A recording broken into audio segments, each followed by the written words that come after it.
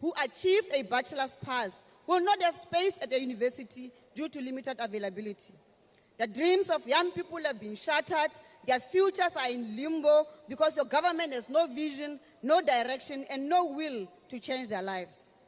The reality is that South Africa is in the middle of a deep economic crisis, a concoction of disastrous economic policies, a lack of coordination, and relentless budget cuts in education, in health, policing, food security, and all essential and critical areas of service delivery. This is made worse by the collapse of municipalities, which is the complete opposite of your growth and renewal program that you promised us in 2018. The reality is that ever since you took office 7 years ago, our economy has not grown by more than 2%. We are talking about an average growth rate of 0.6% since 2018. Only people who approach policy and politics like a game of murabaraba or mochina will produce such a disastrous economic outcome, and that's you, Mr. Ramaphosa.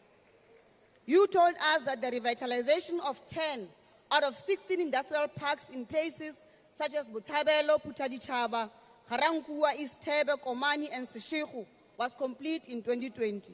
But go to Botshabelo today or Phuthaditjhaba and tell us if anything was ever revitalized.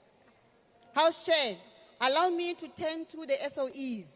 The EFF was the only political party that correctly characterized the deliberate sabotage and collapse of SOEs as a privatization project.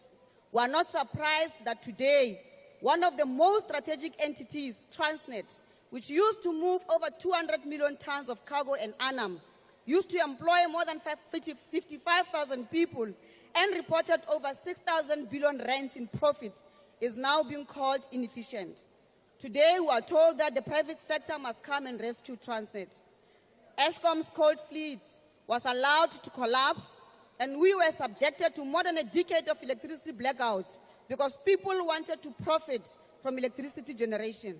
They wanted their friends and cronies, the independent power producers, to milk Eskom.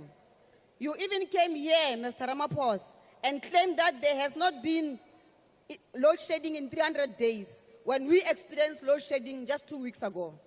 We're told that SAA was making billions in losses and was supposed to be sold for 51 rands.